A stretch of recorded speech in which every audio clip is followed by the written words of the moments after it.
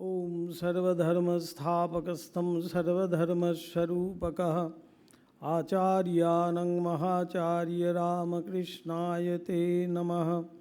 यथाग्निर्दहिका शक्तिरामकृष्णे स्थिता हिया सर्वविद्यास्वरूपं तं शारदं प्रणमाम्यहं। भरदत्ते सदालिन रामकृष्णस्समाज्ञया यो धर्मस्थापनरतवीरेशं तं नमाम्यहम्। कालिन्दीभुल्लकमले माधवेन क्रीडारत ब्रह्मानन्दनमस्तुभ्यं सद्गुरुलकनायकः।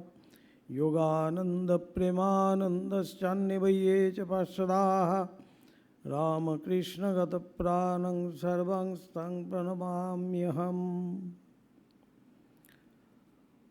ठाकुर मा स्वामीजीর চরণে প্রণাম জানিয়ে এবং পূজ্যপাদ স্বামী গীতানন্দজির চরণে প্রণাম জানিয়ে আজকে আমাদের এই স্মারক বক্তৃতা শুরু হচ্ছে।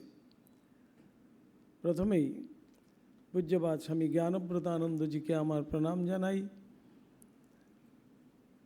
আরও উপস্থিত মহারাজরা আছেন, পূজ্যপাদ বধূসারানন্দজিও আছেন, সবাইকে আমার প্রণাম জানাই। ব্রহ্মচারী মহারাজ এবং সাধুদেরও আমার নমস্কার আদি জানাই। আর শ্রীরামকৃষ্ণ ভক্তমণ্ডলী সবাইকে আমার শুভেচ্ছা নমস্কার আদি জানাই। আমরা এমন একজন মহাজীবনের আলোচনায় আজকে ব্রতী হয়েছি। বলাই হয় এই যে মহাজীবন, এই জীবন কিভাবে তৈরি হয়েছে সেটা যদি আমরা দেখি প্রথমেই, তো মহারাজের জীবনে আমরা দেখতে পাই তাঁর সেই নিঃশব্দ কিন্তু খুব সুদূর প্রসারী তাঁর জীবন। কোথাও তিনি সেইভাবে নিজেকে প্রকাশ করছেন না, প্রচার করছেন না, কোথাও সেইভাবে কোনো বক্তৃতাদি দেননি, বিশেষ কোনো উপদেশাদিও দেননি। কিন্তু তার সেই যে জীবন, সেই জীবনটি যেন এই ঈশ্বরের বাহক রূপে দেখতে পাই। যে ঈশ্বরের মহিমার যে বাহক হতে পারে, কিভাবে হয় সেটি সম্ভব, সেই মহারাজকে দেখলেই কিন্তু তাঁর জীবনটি যেন আমাদের কাছে সেই ঈশ্বরের মহিমার বাহক যেন হয়ে আছে। এই মহাজীবনের যখন আমরা আলোচনা করি, আমাদের এটি মনে রাখতে হবে সবসময় তাদের জীবনী আলোচনা করছি না। জীবনী শুধুমাত্র কিছু তথ্য আছে, কিন্তু সেই তত্ত্বের দিকে যদি আমরা যাই, তথ্য না নিয়ে তত্ত্বতে যেতে হবে। তাই সেই জীবনগুলো, সেই মহাপুরুষ বলুন, মহাজীবন বলুন, তাদের সেই চেতনার স্পর্শে আমরা যেন যেতে চাই, চেতনাকে স্পর্শ করতে চাই। কি সেই চেতনা ছিল তার মধ্যে, যার জন্য তিনি এমন সবার পূজনীয় হয়ে আছেন, স্মরণীয় হয়ে আছেন। বলাই হয় মহাপুরুষদের বা মহাজীবনের জীবন কোনো ঐতিহাসিক তথ্যের দ্বারা তৈরি নয়। তাহলে ঈশ্বরের এই প্রকাশের একটি জীবন্ত দলিল যেন, একটা ডকুমেন্ট যেন, সেই ডকুমেন্ট দেখলে আমরা যেন বুঝতে পারি সেই ঈশ্বরের প্রকাশ কেমন হতে পারে। সেই তাঁর জীবন যেন সেই রকমই ঈশ্বরের প্রকাশের একটি জীবন্ত দলিল যেন আমরা দেখি। উপনিষদ আমাদেরকে বলছেন, আয়মাত্মা প্রবচনে ন লভ্য ন মেধয়া ন বহুনা শ্রুতেনা। এইসব জ্ঞানের দ্বারা তাকে তো লাভ করা যায় না, তাহলে তাকে লাভ করব কিভাবে? তাই পরের লাইনটি আমাদের আছে, যমৈব ঈশ্ববৃণুতে তেন লভ্য। যার হৃদয় তৈরি হয়েছে, যার হৃদয় সেই ঈশ্বরের ভাব গ্রহণ করার জন্য প্রস্তুত হয়েছে, তৈরি হয়েছে, সেই একমাত্র তাকে লাভ করতে পারে। এই প্রস্তুতির একটি উপায় কি, সেই ঠাকুরের কথায় আসছে, সেই সাধু সঙ্গ। ঠাকুর তিনটি উপায়ের কথা বলেছেন: নির্জন বাস, সাধু সঙ্গ, সদসদ বিচার। তার মধ্যে এই সাধু সঙ্গই কিন্তু প্রধান। কেননা এই সাধু সঙ্গের মাধ্যমেই আমরা কিন্তু আমাদের ভিতরের যে চেতনা, সেইটি যেন জাগ্রত হয়। বলছেন আমরা যদি সেই সাধুর যদি সেরকম মহাপুরুষের বা মহাজীবনের আমরা সান্নিধ্য নাও পাই, তাদের সম্বন্ধে যে আলোচনা, তাদের চিন্তন অনুধ্যান, তাদের কথামালা, তাদের স্মৃতিচারণ আমাদের যেন সেই ভক্তির পথে, আমাদের সেই যে ঈশ্বরের পথে আমাদেরকে যেন চালিত করে, প্রেরণ করে এবং এগিয়ে দেয় যেন। তাই ঠাকুর সেখানেই বলছেন সাধুসঙ্গ। সাধুসঙ্গের মাধ্যমেই আমরা কিন্তু সেইখানটায় যেন পৌঁছতে পারি। শুধু শাস্ত্র কি বলছে আমাদের? শাস্ত্র কিন্তু সত্যের বর্ণনা করছে, কিন্তু এই সাধুর জীবনে আমরা সেই সত্য যেন জীবন্ত রূপে দেখতে পাই। তো শাস্ত্র পড়েই শুধু আমাদের সেই সত্য আমরা যেন জানতে পারি না, সেই সাধুর জীবনকে যখন আমরা খুব কাছ থেকে দেখব, খুব ভালো করে দেখব, তখনই যেন আমরা সেই জীবন্ত সত্য যেন আমাদের চোখের সামনে আসে। আজকাল তো আমাদের জ্ঞানের তো অভাব নেই। ইন্টারনেটে খুললেই এখন শত শত গীতার ব্যাখ্যা, উপনিষদের ব্যাখ্যা সবই তো পাচ্ছি। কিন্তু আমাদের সেই প্রশ্ন থেকে যাচ্ছে, আমরা কি সেইভাবে বদলাচ্ছি? তাহলে সমস্যাটা কোথায়? সমস্যা কিন্তু জ্ঞানের অভাবে নয়, সমস্যা হলো চরিত্রের অভাবে। তাই স্বামীজি বলছেন 1 আউন্স, শুধু 1 আউন্স, অতি অল্প 1 আউন্স চরিত্রের কাছে 20,000 টন যদি জ্ঞান আসে, তাও যেন মূল্যহীন হয়ে যায়, স্বামীজির ভাষায়। তাই চরিত্রের উপরে স্বামীজিও কিন্তু এতটা জোর দিয়েছেন। এইখানেই দেখুন স্বামীজির এই কথার মধ্যেই যেন সমগ্র বেদান্তের ভাব যেন পরিস্ফুট। সমস্ত বেদান্ত যেন সেখানেই স্বামীজি একেবারে যেন কনডেন্স রূপে বলছেন। তাই বলছেন, জ্ঞান যখন চরিত্রে নেমে আসে, তখনই কিন্তু সাধু জন্ম নেন। আর এই চরিত্র যখন ঈশ্বরে সমর্পিত হয়, সেখানেই কিন্তু মহাজীবন, মহাপুরুষের জন্ম হয়। তাই শুধুমাত্র জ্ঞান দিয়ে কিন্তু আমাদের হবে না। তাই মহারাজের জীবনে আমরা যেটা দেখতে পাই, তিনি নিজেকে হয়তো কোনো অলৌকিক ঘটনাও তাঁর দ্বারা কোনো দিন সম্ভব হয়নি, বিশেষ কোনো বক্তৃতা যে দিয়েছেন তাও নয়, নিজেকে সব সময় যেন লুকিয়ে রাখার জন্যই তিনি ব্যস্ত ছিলেন। এই লুকিয়ে রাখা মানেই হলো গিয়ে আমিত্বের বিনাশ করা। আমি কেউ নই। ঠাকুর যেমন সব সময় বলছেন, আমার সব মা জানেন, তিনি যন্ত্রী, আমি যন্ত্র। তাই এখানেই আমরা দেখছি মহারাজের জীবনেও তিনি কখনো কোথাও কিন্তু কোনো প্রচার করেননি, বিশাল কোনো বক্তৃতাও দেননি। যেমন একটি সুগন্ধি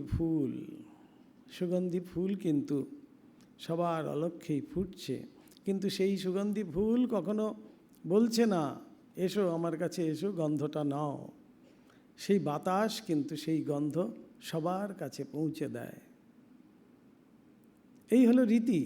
ঠিক সেই রকমই যেন মহারাজের জীবন দেখতে পেয়েছি। নিভৃতে নিঃশব্দে তিনি তার জীবন শুধু ভগবানের সমর্পিত করে পালন করে গেছেন। সেই জীবনটি যেন আমাদের কাছে আদর্শ স্বরূপ হয়ে উঠেছে। সেই যে সুগন্ধি, সেখান থেকেই যেন আমরা আঘ্রাণ করতে পারি।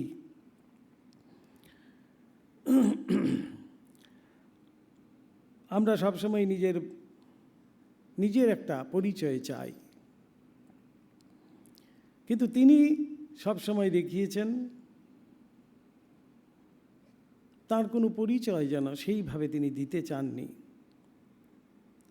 যে যিনি এই ঈশ্বরের উপর নির্ভর করে নিজের পরিচয়কে গোপন রাখতে পারেন, ঈশ্বরই কিন্তু তার পরিচয় বহন করেন। তাই ঈশ্বরের দ্বারাই সম্ভব।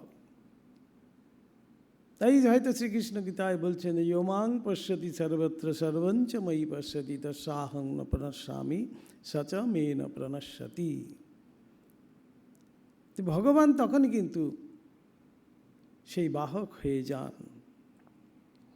এই ঈশ্বরের হাতে নিজেকে মুছে দেওয়ার নামই হলো গিয়ে সাধনা। কিছুই চায় না সে, বড় মানুষ হতে চায় না, সম্মানও পেতে চায় না, স্মরণীয় হতেও চায় না। এটিই যেন তার সাধনা। এই হলো গিয়ে মহাজীবনের লক্ষণ। এই আমি, ঠাকুর বলছেন, আমি মলে ঘুচবে জঞ্জাল। এই আমি যতক্ষণ না যাচ্ছে ততক্ষণ তো নিস্তার নেই। ঠাকুরের সেই উপমা, ধুনুরির হাতে তুহু তুহু না হওয়া পর্যন্ত নিস্তার নেই। সেই আমিকে মুছে দেওয়া, যে আমি কিছুই হব না, তিনি যা করতে চান তাই হবে।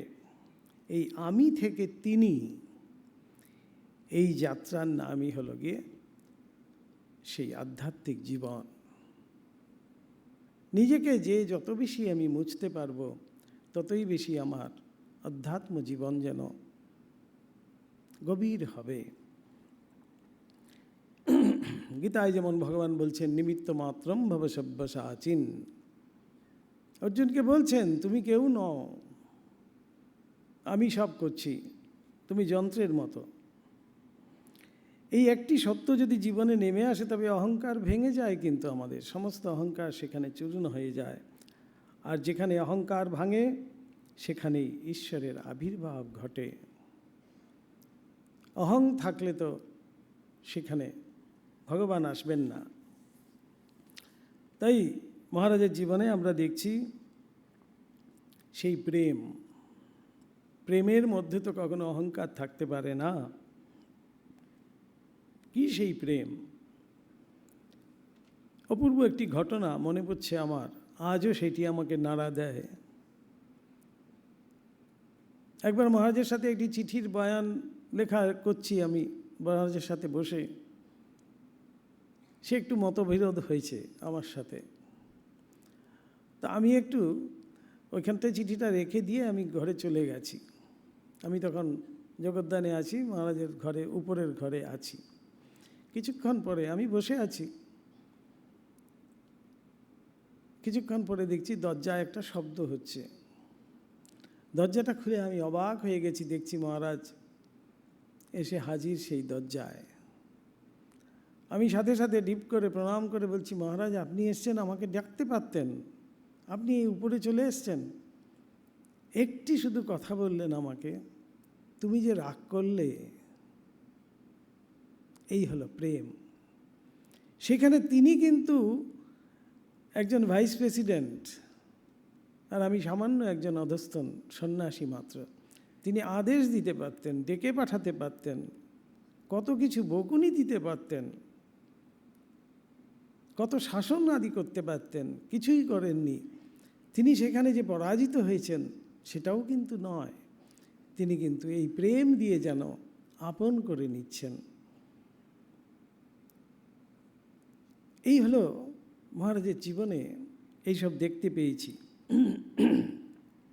বললেন, তুমি যে রাগ করলে, একটি কথায় সমস্ত যেন, সব অভিমান রাগ সমস্ত যেন কোথায় চলে গেল। এই ঘটনাটি কেবল একটি সুন্দর স্মৃতি নয়,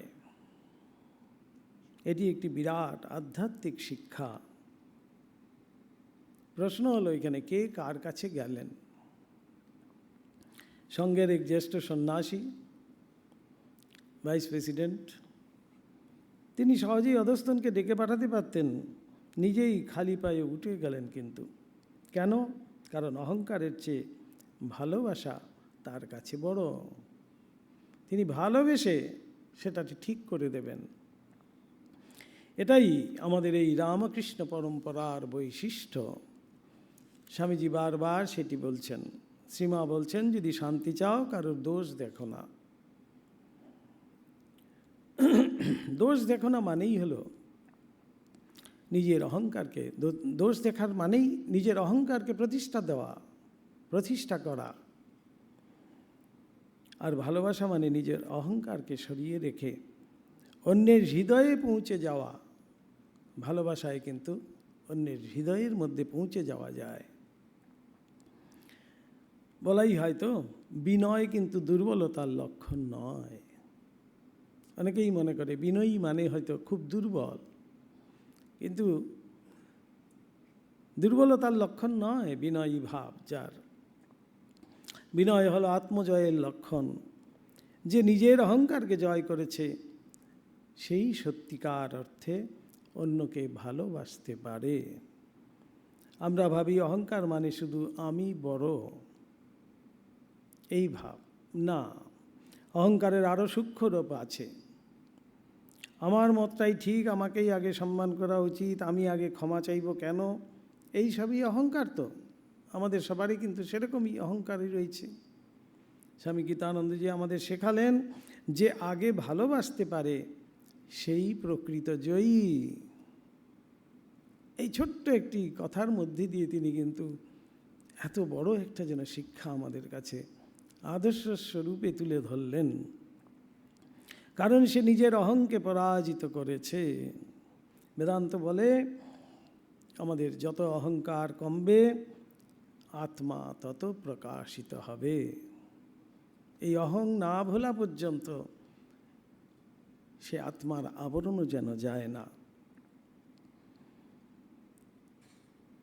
আজ আমরা দেখতে পাচ্ছি পৃথিবীতে বিভিন্নভাবে কিন্তু এই সম্পর্কগুলো ভেঙে যায়। কেন ভাঙছে তাহলে? এই মতভেদ নয়, অহংকার। সংসার ভাঙছে, বন্ধুত্ব ভাঙছে, প্রতিষ্ঠান ভাঙছে, সমাজ ভাঙছে, কারণ আমরা প্রত্যেকে বিচারক হতে চাই। প্রত্যেকে কিন্তু বিচারক হয়ে যাই মুহূর্তের মধ্যে। কেউ সেতু বন্ধনকারী আমরা হতে পারি না। কেউ কিভাবে সেতুটাকে বানাবো সেইটি কিন্তু আমাদের দ্বারা যেন সম্ভব হয় না। স্বামী গীতানন্দজি তাঁর জীবন দিয়ে যেন বলেছেন, তর্কে মানুষকে জয় করা যায় না, কিন্তু প্রেমে মানুষকে নিজের করে নেওয়া যায়। হ্যাঁ, তর্কে মানুষকে জয় করা যায়। তর্ক দিয়ে আমরা অনেক সময় মানুষকে জয় করে নিতে পারি। আমার তর্কের কাছে হয়তো আরেকজন কেউ এসে দাঁড়াতে পারছে না, কিন্তু বলছেন একমাত্র সেই প্রেম, যে মানুষকে আপনার অর্থাৎ নিজের করে নেওয়া যায়। এই প্রেমই ছিল তাঁর সাধনা, এই প্রেমই ছিল তাঁর শক্তি, এই প্রেমই ছিল তাঁর ঈশ্বর লাভের পথ। প্রেমিক সাধু। এই একটু আগে জ্ঞানব্রতানন্দজি বলছিলেন, তিনি কখনোই কোনো দিন কিন্তু কোনো বিরক্তি প্রকাশ করতেন না। যখনই কেউ গেছেন তার ঘরে, কোনো কাজের জন্যই হোক, ওনাকে প্রণাম করতেই হোক, কোনো কথা বলতেই হোক,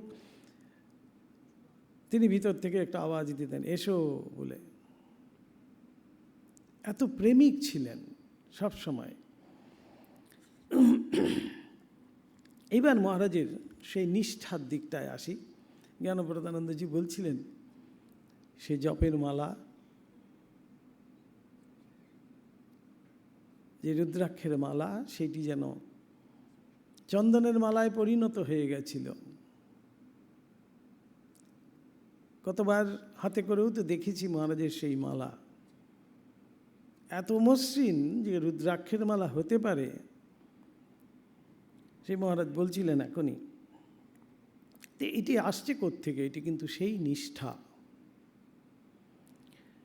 সাধনার প্রাণ, ভক্তির ভিত্তি হলো গিয়ে এই নিষ্ঠা।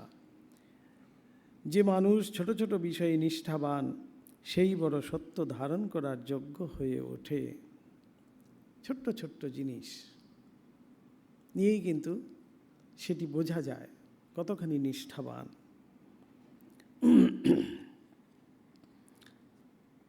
আমরা ভক্তির কথা হয়তো বলি, কিন্তু নিষ্ঠার কথা তুলনামূলকভাবে কম বলি। অথচ শাস্ত্র বলে ভক্তি যদি বৃক্ষ হয়, নিষ্ঠা হলো তার মূল। এই মূলটি যদি ঠিক না হয়, তাহলে তো সেই বৃক্ষটিও তো ঠিক হবে না। মূল যত গভীর হবে, বৃক্ষ তত ঝড় সহ্য করতে পারবে, শক্তপোক্ত হবে। একজন মানুষ কত বড় বক্তা, কত বড় পণ্ডিত, কত বড় সংগঠক, এই সব ঈশ্বরের কাছে মুখ্য নয়। ঈশ্বর দেখেন তুমি তাঁর জন্য কতখানি নিয়মিত, কতখানি আন্তরিক এবং কতখানি নিবেদিত। ভক্তি অনুভূতি নয়, ভক্তি একটি শৃঙ্খলা, কিছু নিয়মের মধ্যে দিয়ে সেটি যেন প্রকাশ পায়। আমরা অনেকেই কিন্তু বলে দিই, আজ হচ্ছে না, কাল করব, সময় পাচ্ছি না, কালকে করে নেব, আজকে একটু হয়ে গেল, আচ্ছা ঠিক আছে কালকে সময় হলে করব, ইত্যাদি। আজ অনেক কাজ, আজ হচ্ছে না। এই আজ শব্দটাই ধীরে ধীরে আমাদের জীবনে কিন্তু ঈশ্বর থেকে অনেকটা দূরে সরিয়ে দেয় আমাদেরকে। তাই স্বামীজি বলছেন, যে মানুষ নিজের মনকে আদেশ দিতে পারে না, সে স্বাধীন নয়। নিজের মনকে প্রথমে আমি আদেশ দেওয়ার মতো আমার সেই ক্ষমতা রাখতে হবে, তখনই কিন্তু আমার ঠিক ঠিক স্বাধীন বলা যাবে। আমরা ভাবি স্বাধীনতা মানেই হলো গিয়ে যা ইচ্ছা তাই করা। বেদান্ত বলে স্বাধীনতা মানে যা করা উচিত তা করতে পারা। যা ইচ্ছা তাই নয়, কিন্তু এই শক্তির নামই হলো গিয়ে নিষ্ঠা।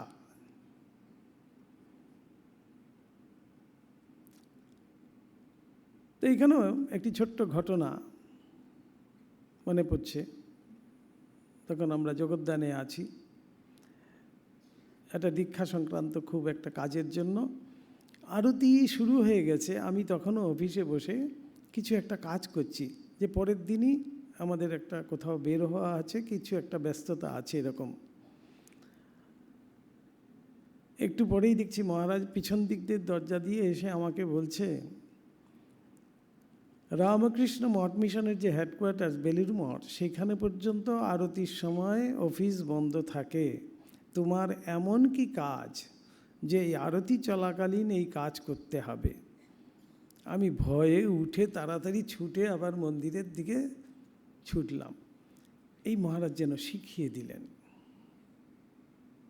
এই যে জগদ্দানে প্রায় কিন্তু বৃষ্টির সময় জল হয়, মহারাজকে কিন্তু কোনো দিন দেখিনি এই জলের জন্য তিনি মন্দিরে যাচ্ছেন না, সেটা কিন্তু কোনো দিন দেখিনি।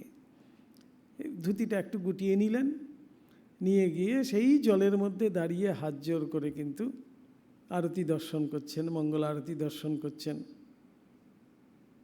এই নিয়মের যেটা আছে তাই কিন্তু প্রতিদিন করছেন। সেখানে হয়তো আমরা অনেক সময় মহারাজকে বলছি, মহারাজ এত জলের মধ্যে, এত নোংরা জল, সেখানে আপনি যাবেন, আবার পায়ে কিছু ইনফেকশন হয়ে যাবে, এই সেই, ওইসব কোনো কথাই শুনতেন না। কিছু কিছু জায়গায় মহারাজ একেবারে নিজস্বতা প্রকাশ করতেন, এতটুকু তিনি কোনো দিন সেই জায়গায় কিন্তু ছাড় দেননি।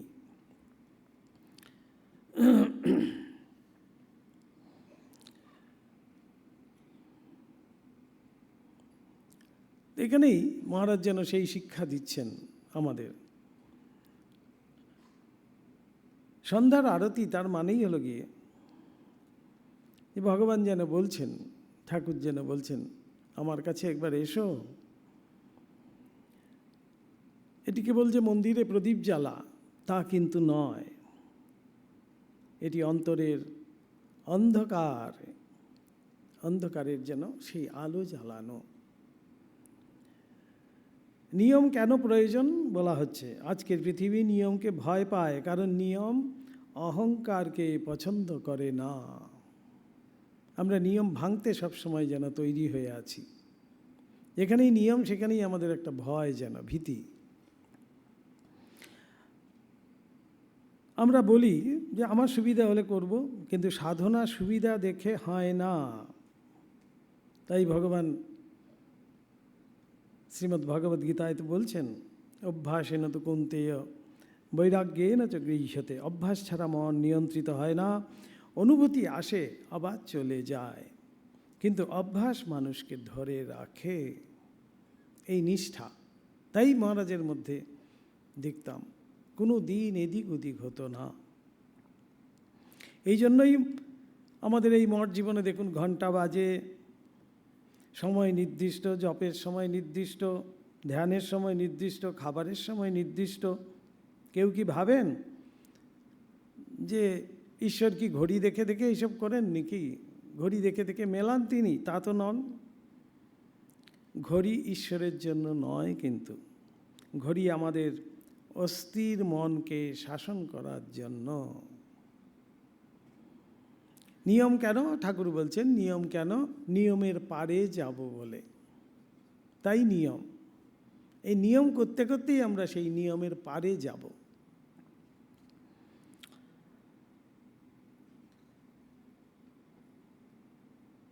এই প্রেমের কথা বলতে গিয়েই আরেকটি সুন্দর ঘটনা আমাদের মনে পড়ে। আমরা একবার মিটিং সেরে এখান থেকে যাচ্ছি, আমরা তখন মায়ের বাড়ি আছি।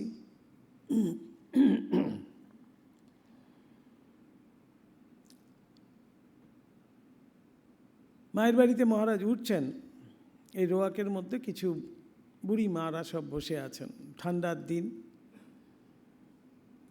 মহারাজ গাড়ির থেকে নামতে গিয়ে সেই মায়েদেরকে একটু দেখলেন, দেখেই উপরে গিয়ে তিনি সব চাদর খুললেন, মোজা খুলছেন, টুপি খুলছেন, সোয়েটার খুলছেন, শীতের সময়।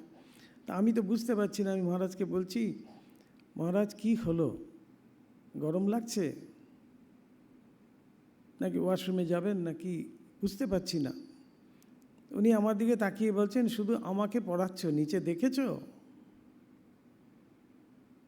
তো আমি তখন সাথে সাথে বললাম, হ্যাঁ মহারাজ, নিচে তো দেখেছি, কিছু মায়েরা বসে আছে। বলছে তাদের কিছু নেই, আর তুমি আমাকে এতগুলো পড়িয়েছ। তখন আমি মহারাজকে বলছি, মহারাজ আমাদের কাছে আছে, আপনি বললেই আমরা গিয়ে দিয়ে আসছি। তখনই মহারাজের মুখে যেন হাসি ফুটে উঠল। তিনি বলছেন, আছে আছে, তোমার কাছে আছে? বললাম, হ্যাঁ মহারাজ, অনেক আছে, অনেক চাদর আছে। তাড়াতাড়ি নিয়ে গিয়ে আমি ছুটে মহারাজকে দেখালাম চাদর। মহারাজ কি খুশি, আনন্দে ভরে গেছে। মহারাজ বলছেন, যাও যাও, দিয়ে এসো, দিয়ে এসো। সেই বুড়ি মাদের সব চাদর দিলাম। তারপরে মহারাজের ঘরে এসে আবার মহারাজকে মোজা পরিয়ে দিলাম, টুপি পরিয়ে দিলাম। তখন নিশ্চিন্তে তিনি কিন্তু এই যে আপনি আচরি ধর্ম পরেরই শেখায়, তিনি আর কিছু বললেন না, শুধু আমাকে বললেন, নিচে কি দেখেছ? এই নিজের মধ্যে দিয়ে তিনি কিন্তু সেটি যেন শিক্ষা দিয়ে দিলেন। ঠাকুর বলতেন, যেমন ভাব তেমনি লাভ। কিন্তু এই ভাবকে স্থায়ী করে কে? এই ভাবকে স্থায়ী কিন্তু আমাদের সেই নিষ্ঠা। আজ যদি জপ করি, কাল না করি, আজ যদি ধ্যান করি, কাল না করি, তবে মন কখনো গভীর হবে না। জল যদি এক জায়গায় অবিরাম পড়ে, তাহলে পাথরেও কিন্তু দাগ পড়ে। সেই যে পাথর এত শক্ত, সেই জলেও কিন্তু দাগ পড়ছে। আর যদি একবার এখানে একবার ওখানে পড়ে, তবু কিছুই হয় না। সাধনও কিন্তু তাই আমাদের সাধন। আমি যদি আমার ইচ্ছা মতো যেরকম খুশি করে চললাম, তাহলে সেই সাধনার ফলও তো সেরকমই হবে। আমাদের সবচেয়ে যেটা সংকট আজকের দিনে, আজকের মানুষ তথ্যে পরিপূর্ণ, মন কিন্তু ছিন্ন ভিন্ন। 5 মিনিট বই, 10 মিনিট মোবাইল, 2 মিনিট খবর, তারপর আবার অন্য কিছু। এই ভাগা মন নিয়ে কি ধ্যান হয়, জপ হয়? ঈশ্বর চিন্তাও হয় না। তাই আজকের যুগে সবচেয়ে বড় তপস্যা কি? মনকে এক জায়গায় স্থির রাখা। এই স্থিরতা আসে নিষ্ঠা থেকে। ঈশ্বরকে সময় দেওয়া মানে নিজেকে সময় দেওয়া। আমাদের বাড়ি সুন্দর, সকালবেলা আমরা তখন ট্রেনিং সেন্টারে আছি, আমাদের পূজ্যপাদ জগদাত্মানন্দজি তখন আমাদের প্রিন্সিপাল। আমরা ব্রহ্মচারীরা কিছু কিছু অনেক সময় মঙ্গলারতি হয়তো যেতে পারছি না। তিনি কাউকে কিন্তু বকুনিও দিলেন না, কিছু না। ক্লাসে বলছেন যে দেখো, ঠাকুর তো বসে থাকে তোমাকে দেখবে বলে, তুমি যদি সকালবেলা না যাও ঠাকুরের কাছে, তাঁরও তো মন খারাপ হয়। কি অপূর্ব শিক্ষা সব, এত সুন্দর করে বলে দিলেন। তারপরের থেকে কিন্তু কোনো ব্রহ্মচারীরাই আর কিন্তু কেউ আর থাকতো না, যেভাবেই হোক মঙ্গল আরতিতে ছুটে ছুটে যেত। এরকমই এত সুন্দর আর কি সেই নিষ্ঠাটা বলছে। আমাদের নিষ্ঠা যদি না থাকে তাহলে আমাদের কিন্তু সেই তপস্যাও যেন হয় না। এই ঈশ্বরকে সময় দেওয়া মানেই হলো নিজেকে সময় দেওয়া। আমরা প্রায়ই বলি তো সময় পাই না, কিন্তু প্রশ্ন হলো দিনে 24 ঘন্টার মধ্যে আমরা ঈশ্বরকে কত সময় দিতে পেরেছি? যদি ঈশ্বরকে সময়ই দিতে না পারলাম তাহলে শান্তি আসবে কোত্থেকে? কারণ শান্তি কোনো বস্তু নয়, শান্তি হলো ঈশ্বর স্মরণের ফল। ঈশ্বরকে যেমন যেমন করে আমি মনে করতে পারবো, স্মরণ করতে পারবো, তারই কিন্তু ফল। মা বলতেন সকাল সন্ধ্যায় অন্তত একবার বসতেই হবে, মায়ের কথায়। কেন? ঈশ্বরের প্রয়োজন বলে তা তো নয়। ঈশ্বরের প্রয়োজন কিন্তু নেই, আমার নিজের প্রয়োজনই কিন্তু আমাকে বসতে হবে। আমাদের প্রয়োজন, যেমন ঘড়িকে মাঝে মাঝে ঠিকঠাক করতে হয়, ঠিক সেই রকম আমাদেরও, আমরাও যখন ঈশ্বরের সামনে গিয়ে বসি, আমরাও যেন ঠিক সেইভাবে সুরগুলো আমাদের যেন বাঁধা হয়ে যায়। এই আমাদের মঠ জীবনের একটি অদৃশ্য শিক্ষা। অনেকে ভাবেন মঠের জীবন হয়তো খুব কঠিন, এত নিয়ম মঠে, এই ঘন্টা বাজলেই ছুটতে হবে। আসলে কঠোর নয়, সুসংগঠিত। এখানে কঠোরতা কিন্তু কিছু নেই, খুব সুসংগঠিত। এই সংগঠনের উদ্দেশ্য মানুষকে বেঁধে রাখা নয়, মুক্ত করা। যে মন নিজের উপর শাসন করতে শিখে সেই একদিন মায়ার উপর জয়লাভ করে। তাই তো আমাদের সেই নিষ্ঠা, নিয়ম। এই জন্য স্বামীজি বলেছেন, obedience is the first lesson of spiritual life. Obedience, আজ্ঞাবহতা আমাদের বিশেষ প্রয়োজন বলাই হচ্ছে। আজ্ঞা পালন মানে দাসত্ব নয়, আজ্ঞা পালন মানে নিজের অহংকারকে ঈশ্বরের চরণে অর্পণ করা। স্বামী গীতানন্দজির জীবনের দিকে তাকালে আমরা দেখি তিনি কোনোদিন অসাধারণ হওয়ার চেষ্টা করেননি। তিনি শুধু প্রতিদিনের ছোট ছোট কর্তব্যকে অসাধারণ নিষ্ঠার সঙ্গে পালন করেছেন। তাই প্রথমেই বলছিলাম, অতি নিভৃতে সবার অন্তরালে তিনি কিন্তু তার সেই সাধন চালিয়ে গেছেন। এবং সেই ছোট ছোট যে কাজগুলো, সেই ছোট্ট ছোট্ট কর্তব্য, সেই নিষ্ঠার সঙ্গে পালন করা, সেগুলোই কিন্তু তাঁকেই মহাপুরুষে যেন পরিণত করেছে। সাধনায় অলৌকিকতা খুব কম, নিয়মিততা অনেক বেশি। নিয়মিততাই কিন্তু বেশি সাধনাতে, নিয়ম করে করে করতে হবে। এই যে আমাদের দুর্গাপুজোয় যেমন বিধি, তিথি, মন্ত্র, এই তিনটি দিয়েই তো আমাদের এই মহাপূজা বলা হচ্ছে। বিধি, তিথি, মন্ত্র।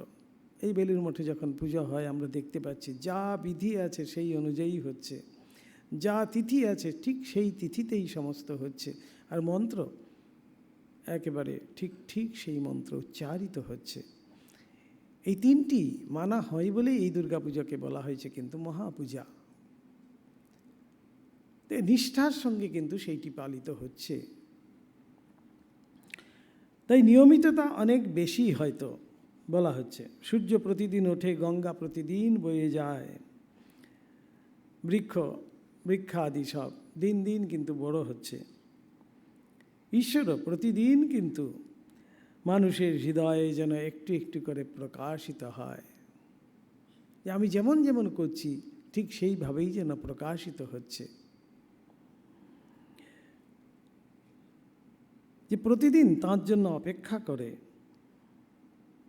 আমরা প্রতিদিনই কিন্তু তাঁর জন্য যেন অপেক্ষা করতে হবে। বলছে এমন করে ফেলতে হবে সেই ঘড়ির সাথে সাথে আমার জীবনটাও কিন্তু চলবে। আমার একটা খুব সুন্দর ঘটনা মনে পড়ছে, আমাদের পূজ্যপাদ গম্ভীরানন্দজি মহারাজের জীবনে, অমলাত্মানন্দজির মুখ থেকেই শোনা, রাধাকৃষ্ণ মহারাজের মুখ থেকেও শুনেছিলাম।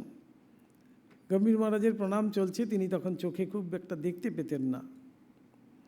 প্রণাম চলছে, প্রণাম চলতে চলতে হঠাৎ বলছেন, জগদীশ মহারাজ ওনার সেবক দাঁড়িয়ে পড়ছেন, জগদীশ বলে দাঁড়িয়ে পড়ছেন। আমরা ঘড়ি দেখছেন ঠিক 5টা বাজে। এমনভাবে নিয়মিত হয়ে গেছিল তাঁর জীবন, চোখে কিন্তু দেখছেন না, ঠিক 5টা বেজেছে মানে উনি উঠে পড়ছেন, কেননা একটু পায়চারিতে এখন যাবেন, তারপরে নিজের ঘরে বসবেন। তো ওনাকে দেখে ঘড়ি মেলানো যেত বলছে, তখন কিন্তু উনি চোখে দেখতেনও না। এমনই নিয়মিত জীবন। তাই মহারাজের জীবনেও আমরা দেখেছি, মহারাজ রাত্রিবেলা হয়তো কোথাও থেকে আমরা ফিরেছি, অনেকটা রাত্রি হয়ে গেছে ফিরতে, তো মহারাজকে বিছানা টিছানা করে দিয়ে খাইয়ে দাইয়ে বলছি, মহারাজ এবার শুয়ে পড়তে হবে, আজকে সারাদিন খুব ক্লান্ত আছেন আপনি। বলছে হ্যাঁ হ্যাঁ দাঁড়াও দাঁড়াও, অনেক কাজ আছে আমার, তারপরে তো ঘুমোবো। কাজ অর্থাৎ সেই জব পূর্ণ হয়নি, বসে বসে সেই জব করবেন, তারপরে তিনি ঘুমোতে যাবেন, এই হলো কি কাজ। অনেক দিন সেটা আমরা দেখেছি, কিন্তু কোনো দিন বাদ দিতে আমি দেখলাম না, যে আজকে অনেক টায়ার্ড আছি, অনেক জার্নি করেছি, তাই একটু ছাড় দিয়ে দিচ্ছি, তা কিন্তু দেখিনি। এমনই ছিল নিষ্ঠা।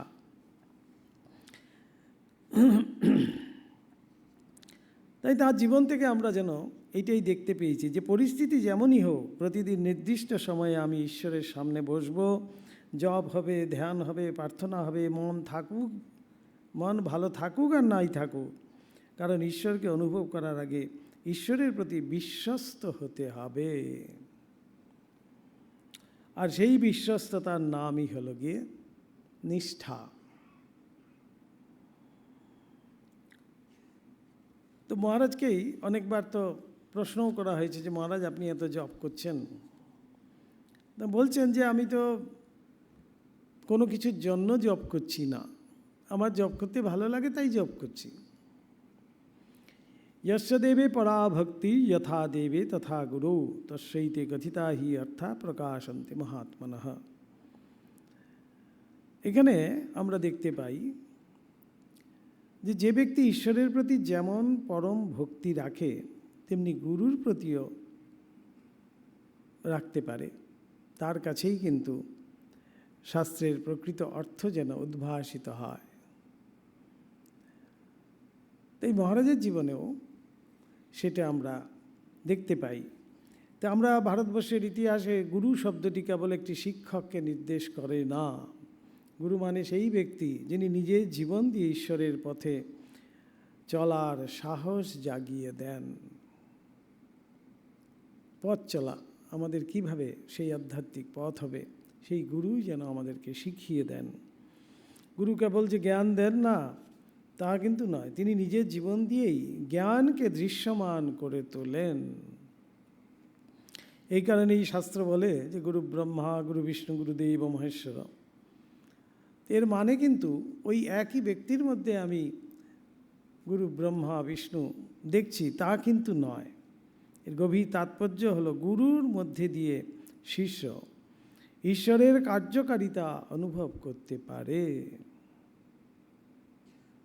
এই ত্রিদেবের যে শক্তি সেটি যেন গুরুর মধ্যের থেকেই যেন প্রকাশিত হয়, সেই কার্যকারিতা যেন আমরা দেখতে পাই। অনেকেই মনে করেন তো যে গুরু সেবা মানে হলো গিয়ে তার ব্যক্তিগত কোনো সেবা, তার ব্যক্তিগত কিছু যদি সেবা করা যায় তাহলেই সেটি গুরু সেবা হলো। এটা বলছেন এটা গুরু সেবার বহিরঙ্গ মাত্র। প্রকৃত গুরু সেবা শুরু হয় তখন যখন আমরা নিজের অহংকার, নিজের পছন্দ অপছন্দ, নিজের আরাম আয়েশকে গুরুর আদেশের কাছে সমর্পণ করতে পারি। সমস্ত কিছু যেন তাঁর চরণে দিয়ে দিলাম। তাই সূর্যি মহারাজের ক্ষেত্রে আমরা যাই, রাজা মহারাজ হেঁটে টেটে আসছেন, সূর্যি মহারাজ এক গ্লাস জল নিয়ে গেছেন তাড়াতাড়ি। রাজা মহারাজ এত খুশি হলেন, বলছেন তা আচ্ছা সূর্যি তুই কিভাবে জানলি আমার জল তেষ্টা পেয়েছে? বলছে হ্যাঁ আমি বুঝতে পারি। এত খুশি হলেন, এমন আশীর্বাদ করছেন তোর ব্রহ্মজ্ঞান হবে। রাজা মহারাজ এই হলো গিয়ে গুরু সেবা। গুরু কি চান সেটার সাথে যেন একেবারে আমি পুরো সেখানে যদি আমার আমিত্ব থাকে তাহলে তো হবে না। তাই এখানে এটি ভারী সুন্দর ঘটনা মহারাজের মুখ থেকেই শোনা। মহারাজ বিরজানন্দজির কাছে গেছেন, বিরজানন্দজি দেখছেন বিরজানন্দজি বসে আছেন, একটা মাছি অনবরত ভন ভন করছে মহারাজের সামনে। মহারাজ খুব বিরক্তির সঙ্গে একবার এদিকে দেখছেন, ওদিকে দেখছেন, এদিকে করছেন, একটা বিরক্তি প্রকাশ করছেন মাছিটা। মহারাজ কি করলেন, মাছিটাকে এরকম করে ধরে ফেললেন। ধরতেই বিরজানন্দজি খুব খুশি হয়ে বলছেন বাহ বাহ বাহ, ধরেছিস ধরেছিস, বাহ খুব কাজের ছেলে তো। তারপরেই আমাদের পূজ্যপাদ আত্মস্থানন্দজিকে ডেকে বলছেন এই ছেলেটি খুব কাজে, রেখে এখানে রাখো। মহারাজ ওইভাবে মহারাজের সেবক হয়ে গেলেন। আমি মজা করে মহারাজকে বলতাম যে মহারাজ তাহলে আপনি সেই মাছি ধরে বিরজানন্দজির সেবক হয়ে গেলেন? মহারাজ খুব সুন্দর করে উত্তর দিয়েছিলেন, আরে মাছি ধরাটা বড় নয়, তার বিরক্তি শেষ করলাম, এটি একটি গুরু সেবা। সেই ছোট্ট ঘটনা কিন্তু তার মধ্যে সেই অপূর্ব ভাব যেন।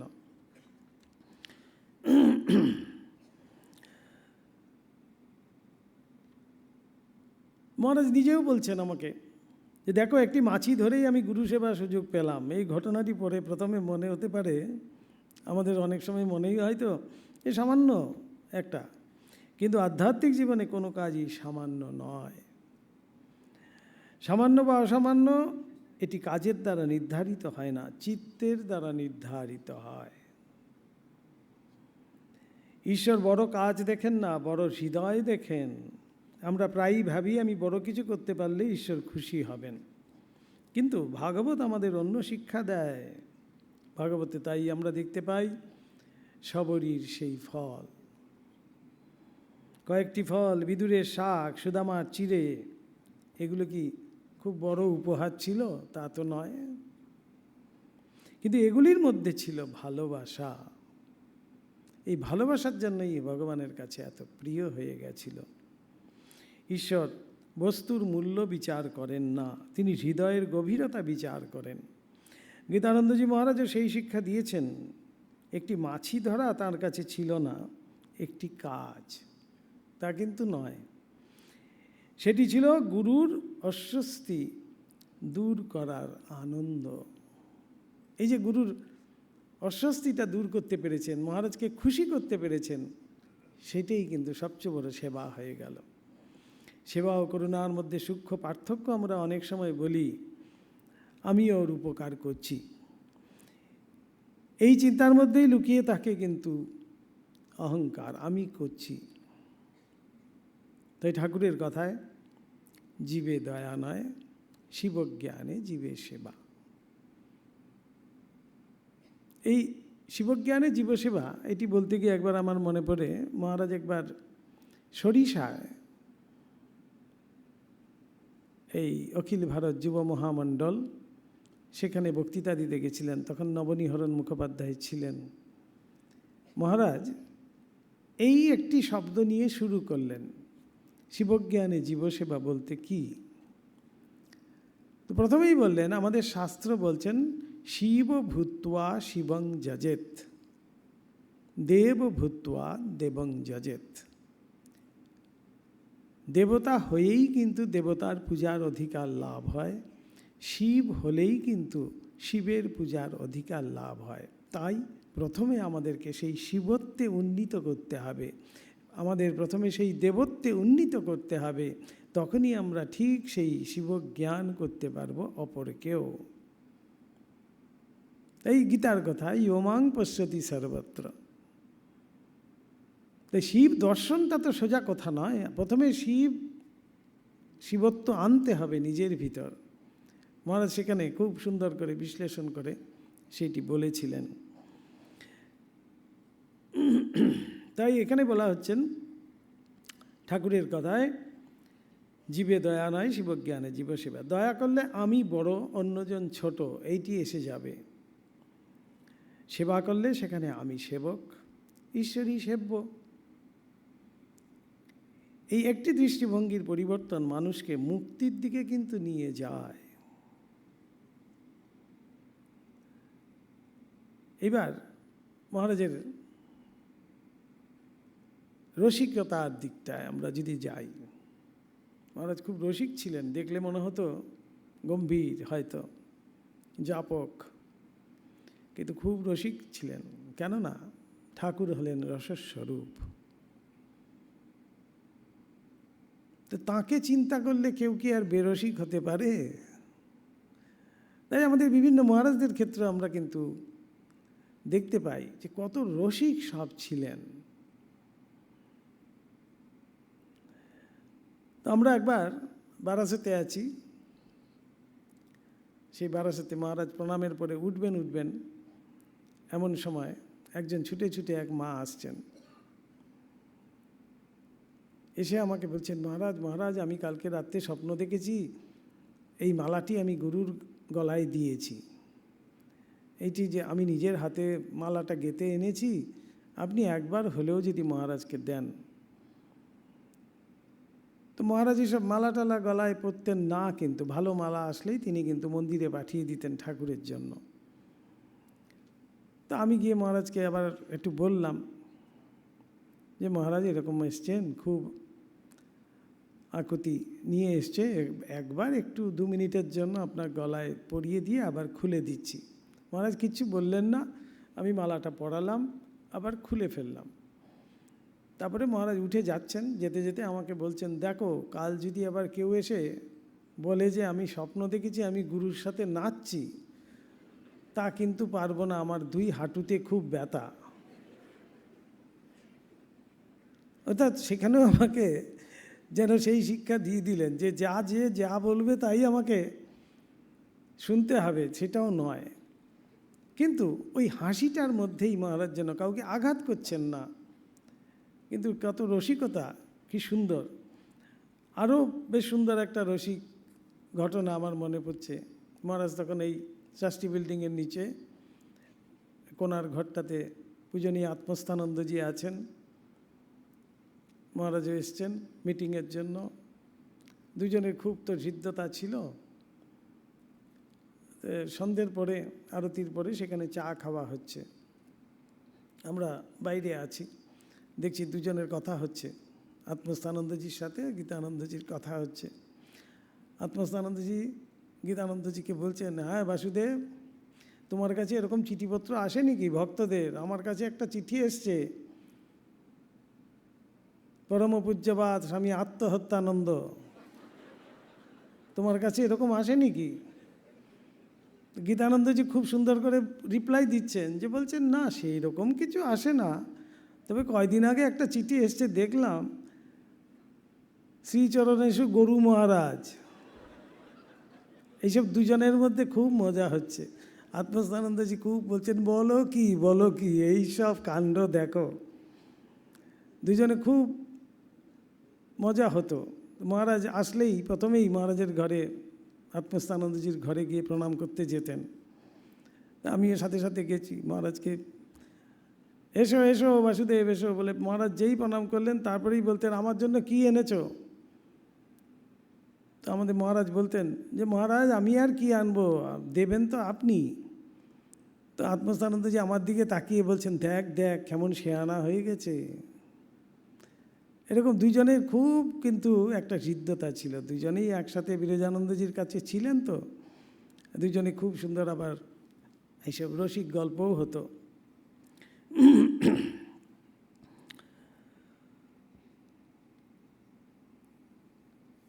এইবার আমরা দেখি এই যে শৃঙ্খলার মধ্যে মহারাজকে, বেলুড় মঠে আমরা যখন আসি হয়তো অনেকেই ভাবি যে এখানে এত শৃঙ্খলা কেন, কিন্তু ভিতরে যারা থাকেন তারা জানেন এটি কোনো প্রতিষ্ঠানগত শৃঙ্খলা নয়, এটি চরিত্র নির্মাণের এক নিঃশব্দ প্রক্রিয়া, চরিত্র গঠনের জন্যই কিন্তু এর মধ্যেই আমাকে সারতে হচ্ছে। তো এখানে কোনো কাজই কিন্তু আমাদের ছোট নয়, যাই কিন্তু যেই কাজ করি না কেন, মন্দির পরিষ্কার বলুন, বাসন মাজাই বলুন, তরকারি কাটাই বলুন, সার্ভিং করাই বলুন, কেন সবই যে আমাদের পূজা, কারণ কর্ম নয়, কর্মের অন্তর্নিহিত ভাবই হলো গিয়ে পূজা। তা আজকের আমরা সবাই কিন্তু নেতা হতে চাই, কিন্তু কেউ সেবা শিখতে চাই না। তাই স্বামীজির কথায় আমরা দেখতে পাই, যে সেবা করতে জানে সেই নেতৃত্ব দিতে পারে। গীতানন্দজি মহারাজ তার জীবন দিয়ে দেখিয়ে দিয়েছেন, গুরু সেবা মানুষকে ছোট করে না, বরং সেই সেবায় একদিন মানুষের চেতনা এত বড় করে দেয় যে সে নিজের কথা ভুলে যায়, ঈশ্বরের কথা ভাবতে শেখে। তাই মহারাজ যেন সবসময় সেই নামের মধ্যেই থাকতেন। আমরা মহারাজকে বিভিন্ন সময়ে দেখেছি, কেউ যদি এসে প্রশ্ন, মহারাজকে নানান সমস্যার কথা বলছেন হয়তো, মহারাজ কিন্তু বলছেন নাম করো, নাম করো, ভগবানের নাম করো, তাতেই সব কেটে যাবে। আমি আবার মজা করে বলতাম যে মহারাজ আপনার দেখছি সব রোগেরই এক ঔষধ। বলছে তা নয় তো কি, ঠাকুরের কথায় এ যুগে হরের নামই কেবলম, কলৌ নাস্তব্য গতির অন্যথা। কলিতে একমাত্র নাম সার ঠাকুরের কথা, তার জন্যই যেন ঠাকুর নিজে করে তিনি দেখিয়ে দিচ্ছেন যে এই নামেই কিন্তু সব। তাই তিনিও কিন্তু এই নাম করে করে যেন নিজে করেই কিন্তু দেখাচ্ছেন। নাম মানে ঠাকুর বলছেন যে মনে মনে নাম করতে করতে এমন অবস্থা হয় যে নাম আর ছাড়তে পারে না। তো এখানে একটি সুন্দর আমার ঘটনা মনে পড়ছে। মহারাজ একসময় বলছেন যে দেখবে সব সময় তুমি কিন্তু নাম করছো। তো আমরা ব্যাঙ্গালোরে একবার গেছি একটা ভক্ত সম্মেলনে, আমাদের পূজ্যপাদ স্মরণানন্দজিও আছেন সেখানে। তা আমরা এয়ারপোর্টে ফিরছি, ফেরার সময় সেখানে এক ভক্ত নিজেই ড্রাইভ করে নিয়ে আসছেন, মহারাজ আছেন সামনে, আমাদের পূজ্যপাদ স্মরণানন্দজি আছেন।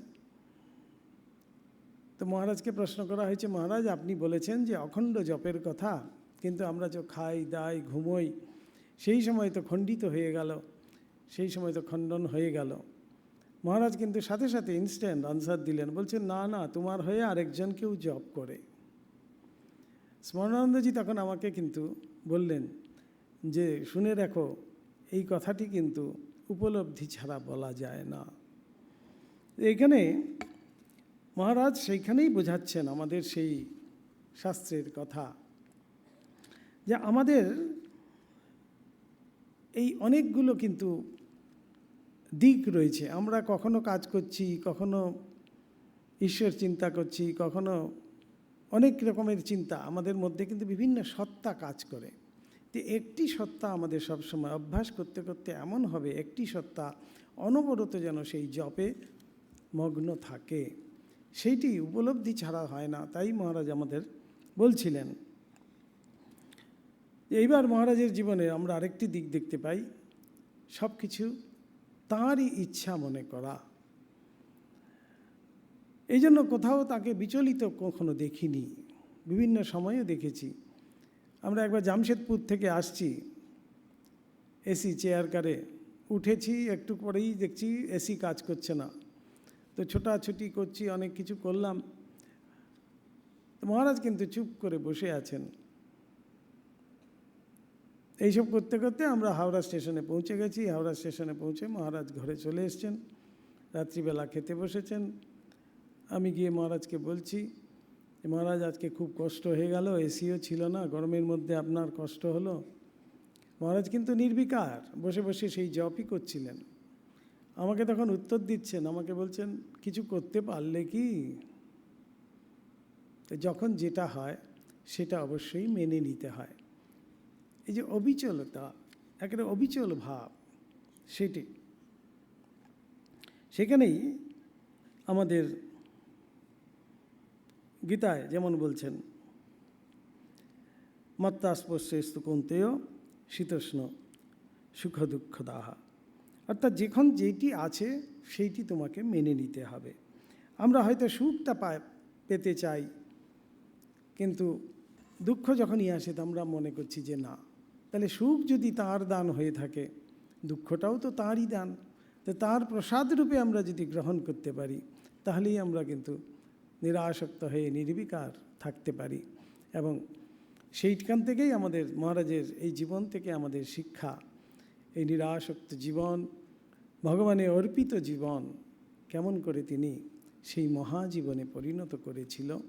তাই আজ তাকে স্মরণ করতে পেরে, তার সেই আদর্শকে আমাদের জীবনে যদি একটু হলেও আমরা নিতে পারি, তাহলে আজকের এই স্মরণ সভা বা এই স্মারক বক্তৃতা যেটা বলা হচ্ছে, সেটি যেন সার্থক হবে।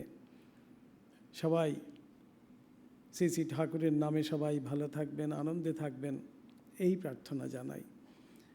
ওম নিরঞ্জনম নিত্যম অনন্তরূপম ভক্তানুকম্পাধৃত বিগ্রহং বৈ ঈশাবতারং পরমেশমিড্যম তম রামকৃষ্ণম শিরসা